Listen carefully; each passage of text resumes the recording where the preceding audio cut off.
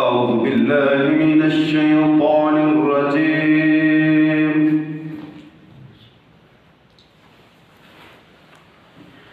بسم الله الرحمن الرحيم.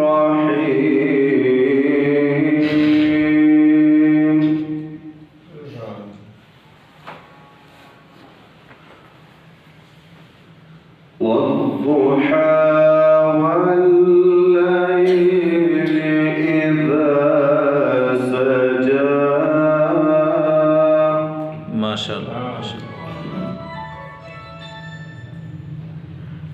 ما ودعك ربك وما قلى وللآخرة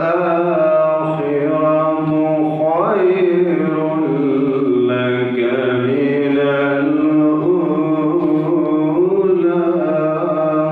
سبحان الله.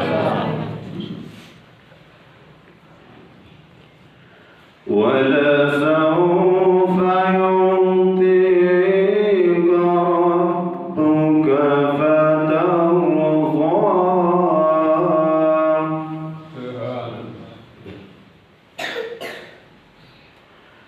ألم يجدك يتيما فآوى ووجدك ضالا فهدى. ما شاء الله ما شاء الله. ووجدك عائلا فأغنى فأما اليتيم فلا تقهر. سبحان الله. وأما السائل فلا تنهر. وأما بنعمة ربك فحدث. ما شاء الله. بسم الله الرحمن الرحيم. قل هو الله أحد الله الصمد. سبحان الله سبحان الله. ما شاء الله. لم يلد ولم يولد ولم يكن له كفوا أحد. سبحان الله. ما شاء الله. بسم الله الرحمن الرحيم. قل أعوذ برب الناس ملك الناس إله الناس. سبحان الله. ما شاء الله ما شاء الله. من شر الوسواس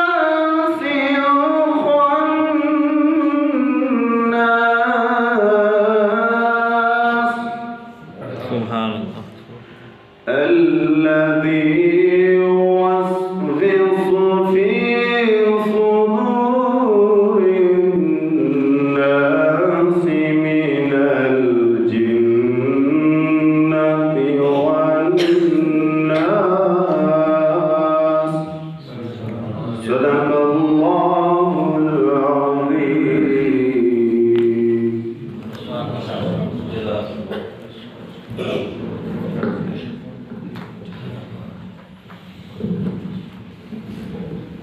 जज़ाकल्लाहु खैरन। अल्लाहुम्मा ज़िद। ये थे हमारे मौजूद मेहमान कारी बिलाल मदनी साहिब, जो आपके सामने कुरान पाक की तिलावत पेश कर रहे थे। अल्लाह रब्बुल इज़्ज़त से दुआ है कि अल्लाह ताला इनकी आवाज़ में, इनके सोच में बरकत अता फरमाए। और मैं ये बात बताना चाहता हूँ कि अल्लाह ताला जिस शख्स पर करम और फजल करना चाहे उसे कोई रोक नहीं सकता।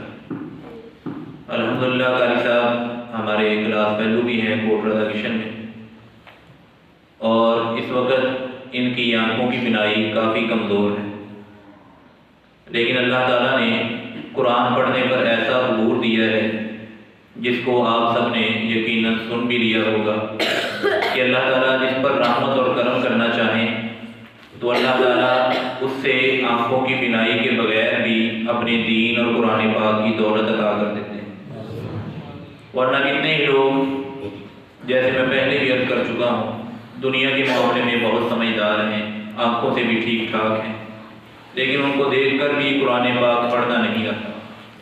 تو یہ اللہ رب العزت کی تقسیم ہے، جس پر چاہے اپنا فضل اور کرم فرما دے۔